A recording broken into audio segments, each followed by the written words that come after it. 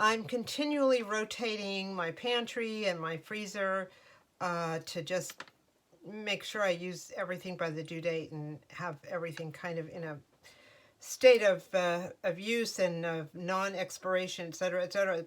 So I went into Eddie's house and started doing his, and I saw he had some chicken in the freezer that was older than the chicken that I'd recently gotten. Older, I mean, maybe it was 2 or 3 months in the freezer, which is no big deal, but I do like to have stuff kind of rotated on a regular basis.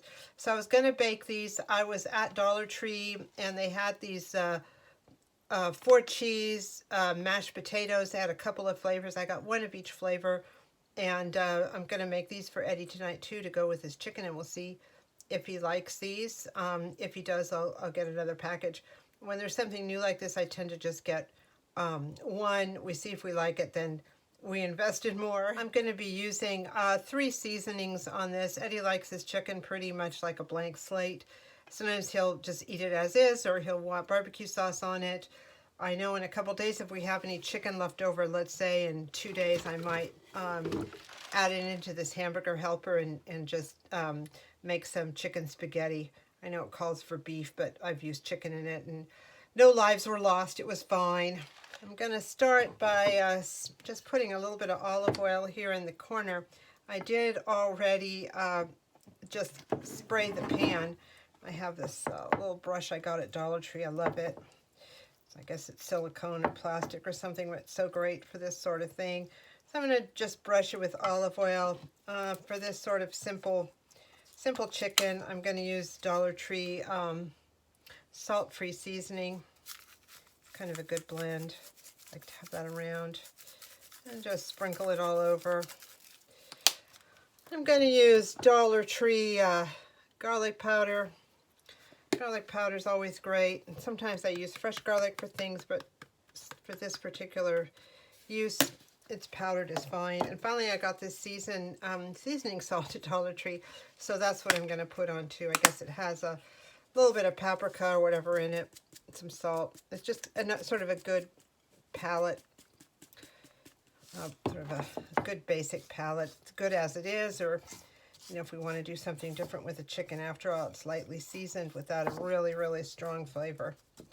All right, I've preheated the oven to 375, and I'm going to stick these in there for, I don't know, 45 minutes. We'll see. I was always cooking things in the toaster oven, but my toaster oven died finally about 2 or 3 weeks ago, so I bought an oven, a regular oven. So I'm still trying to figure out how long things take. So I figure 45 minutes. We'll see. Well, Eddie just came in and told me that he's going to take his chicken potatoes up the mountain and sit and have dinner with our neighbor who is pretty much housebound. I thought that was a great idea, but I wanted to have a little bit more than chicken and potatoes. As you've probably noticed, Eddie does not eat vegetables, but the neighbor might, so I put some carrots on to steam, and I'm going to throw those in.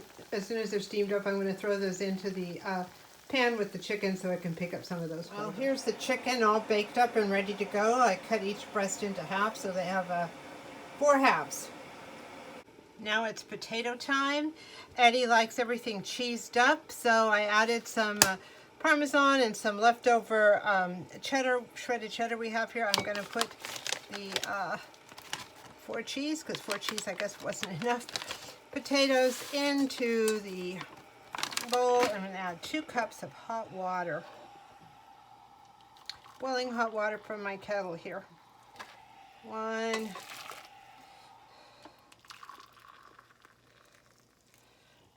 2, and I'll mix that up.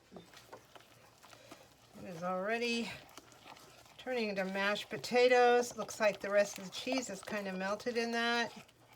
I'm gonna let it, smells buttery and good. Gonna let that solidify there for a second. Then I'm gonna put it in the little container I have and cover it with foil like I did for the chicken. Finally, the carrots, I let them roast for a little while in the juices of the chicken after I steamed them, and I'm going to take them out in a moment and put them in the final foil container. They're all in a insulated cooler type setup, and Eddie will walk up the mountain and take a hot dinner with him. All right, Eddie's ready to go. He's going to go up the mountain with his box I've insulated it in some paper plates, and I'm wishing him a good, safe, quick trip because we do have mountain lions up here. So have fun, all right, my dear? Thank you, love. Okay, bye. Eddie just got back, and dinner was really well received. It was delicious. They had a great visit, and the food was good, and I can highly recommend these potatoes now. I tried the bite was when I was dishing them up, and Eddie said they were good, so I'll definitely be going to the Dollar Tree to get more of these.